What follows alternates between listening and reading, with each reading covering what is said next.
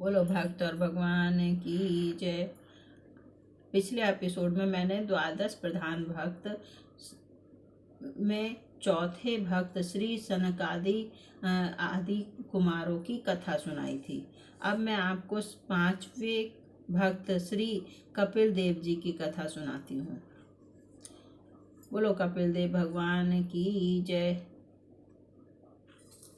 सिद्धांतना नाम कपिलो मुनि। ब्रह्मा जी ने सर्ग के आदि में सृष्टि विस्तार के उद्देश्य से कई पुत्र उत्पन्न किए। इनमें से एक कर्दम नाम के प्रजापति भी थे। इन्होंने ब्रह्मा जी की आज्ञा से संतान उत्पन्न करने के हेतु सरस्वती नदी के तट पर 10,000 वर्ष तक तप किया। इसके अनंतर वे समाधि सहित तप, स्वाध्याय तथा ईश्वर प्रणिधान रूप क्रिया योग के द्वारा शरणागत वत्सल भगवान की भक्ति सहित उपासना करने लगे। उनकी भक्ति से प्रसन्न होकर भगवान ने उन्हें दर्शन दिए। कर्दम ऋषि भगवान का योगी जन दुर्लभ दर्शन पाकर कृतार्थ हो गए और उन्हें साष्टांग प्रणाम करके उनकी स्तुति करने लगे। उन्होंने भगवान से प्रार्थना की कि मुझे अपने समान स्वभाव वाली और चतुर वर्ण की प्राप्ति कराने वाली सहधर्मिणी प्रदान कीजिए। भगवान ने कहा, हे प्रजापते, ब्रह्मा जी का पुत्र स्वयंभू मनु अपनी पत्नी के साथ परसों यहाँ आएगा तथा अपनी देवहूति नामक कन्या को तुम्हारे अर्पण करेगा।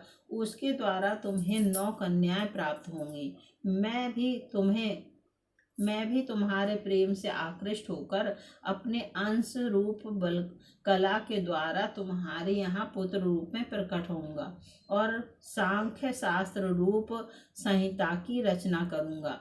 यह कहकर भगवान अंतर्ध्यान हो गए।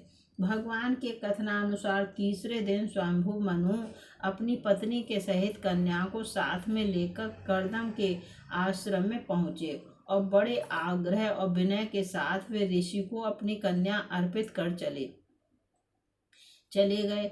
इधर देवहूति माता पिता के लौट जाने पर पति की अत्यंत प्रीति पूर्वक सेवा करने लगी।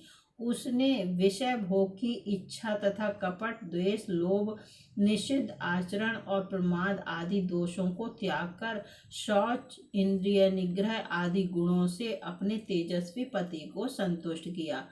काल पाकर उन्हें 9 कन्याएं उत्पन्न हुई।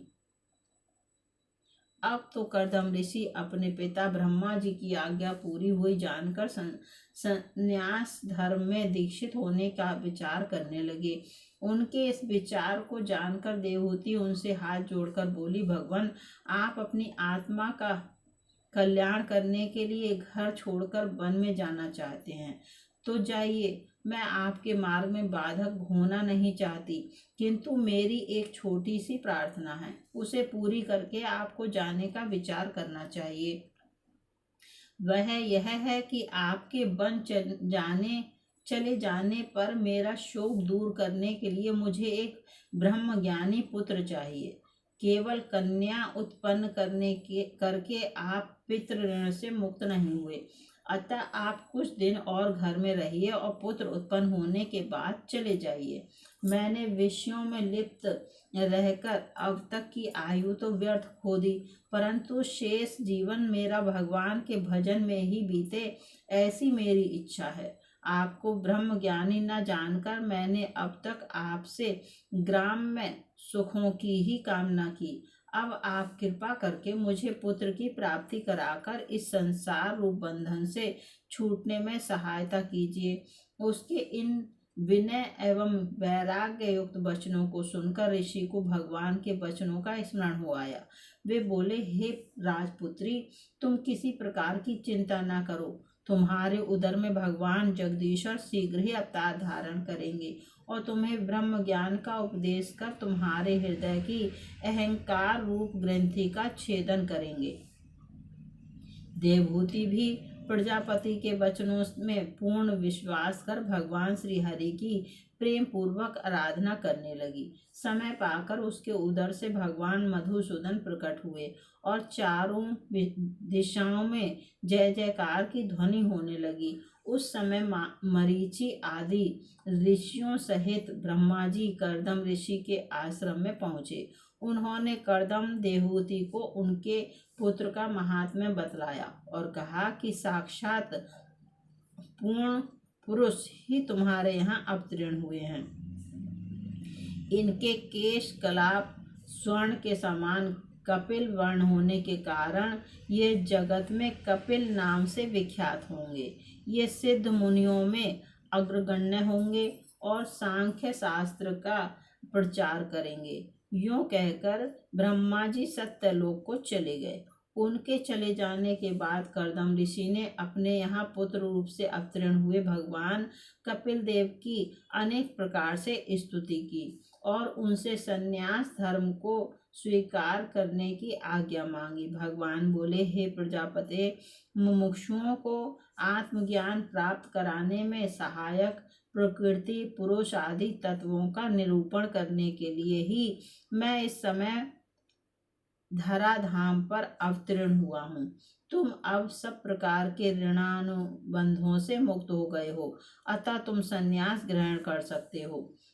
यद्यपि तुम्हें घर में भी मुक्ति की प्राप्ति कठिन नहीं है, परंतु तुम मुझे बराबर स्मरण करते रहना और अपने समस्त कर्मों को मुझे अर्पण कर मोक्ष की प्राप्ति के निमित्त मेरी उपासना में लगे रहना।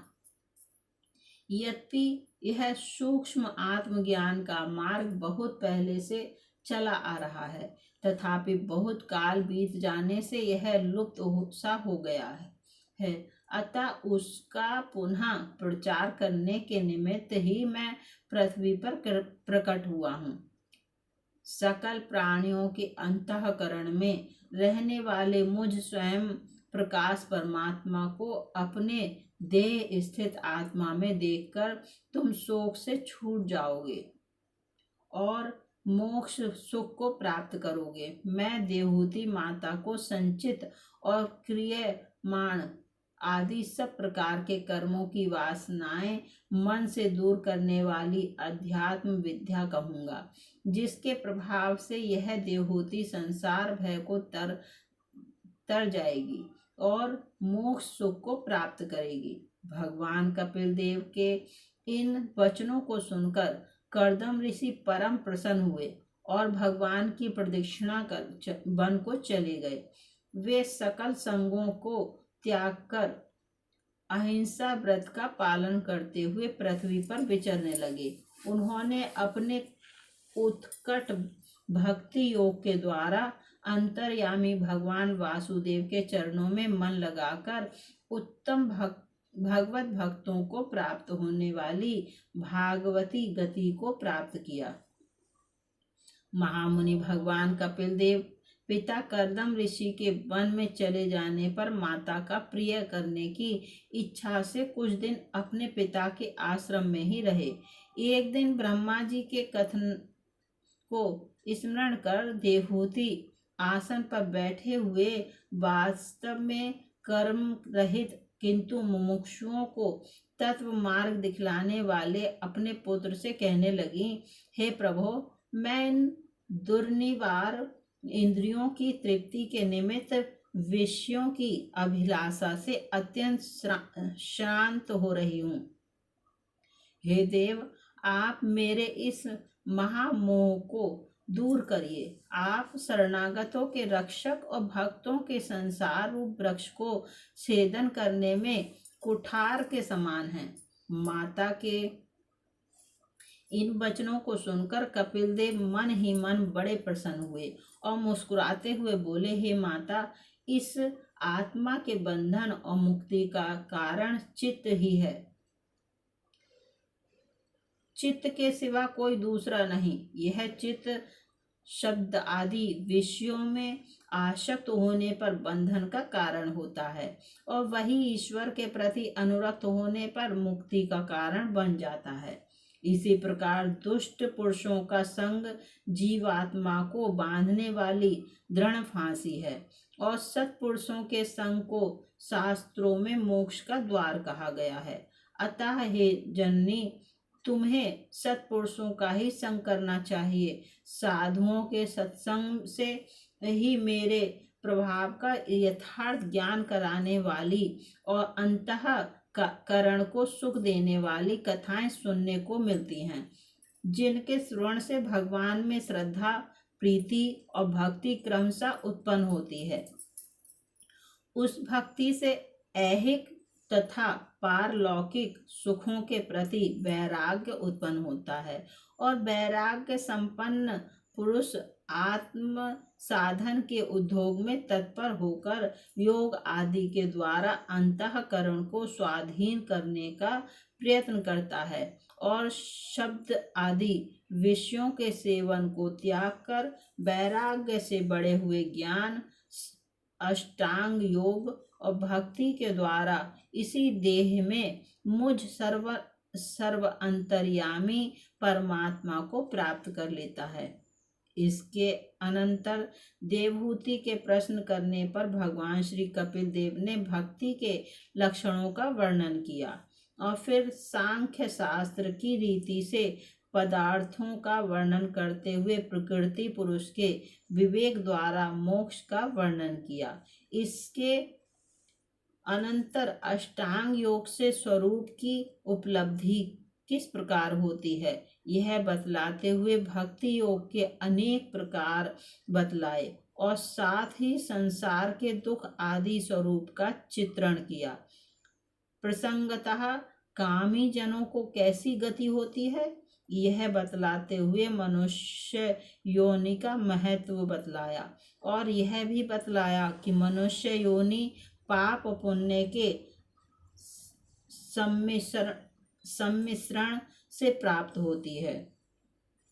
अपने पुत्र के उपदेश को सुनकर देवहूति के अज्ञान का पर्दा हट गया और वह उनके प्रभाव को समझकर उनकी भगवत बुद्धि से स्तुति करने लगी। भगवान कपिल उनकी स्तुति को सुनकर बड़े प्रसन्न हुए और स्नेह गदगद वाणी से इस प्रकार बोले, हे माता, मेरे कहे हुए इस मार्ग से यदि आप चलेंगी तो बहुत ही शीघ्र जीवन मुक्ति रूप उत्तम फल को प्राप्त करेंगी। हे जननी, ब्रह्म ज्ञानियों के द्वारा सेवनीय मेरे इस अनुशासन पर आए विश्वास रखें। आप विश्वास रखें। इस प्रकार बर्ताव करने से आप संसार से छूटकर मेरे जन्म मरण रहित स्वरूप को प्राप्त होंगे। मेरे इस मत को ना जानने वाले पुरुष मृत्यु रूप संसार में बार बार गिरते हैं। यूं कहकर महामुनि कपिल जी माता से विदा लेकर ईशान दिशा की ओर चल दिए। देवहूति भी अपने पुत्र के बताए हुए योग मार्ग से अपने चित्त को एकाग्र करके अपने पति के आश्रम में समाधि के द्वारा समय व्यतीत करने लगी और शीघ्र ही सर्वश्रेष्ठ अंतर्यामी नित्य मुक्त एवं ब्रह्म रूप भगवान के साथ एकता को प्राप्त हो गई। बोलो देवहूति माता की जय। बोलो श्री कपिल देव जी महाराज की जय। सभी संतों की जय, सभी भक्तों की जय, अपने अपने गुरुदेव महाराज की जय। इस एपिसोड में आपने श्री कपिल देव जी की कथा सुनी। अगले एपिसोड में मैं आपको छठे अवतार द्वादश प्रधान भक्त की छठे अवतार श्री मनु जी की कथा सुनाऊंगी। बोलो मनुदेव भगवान की जय।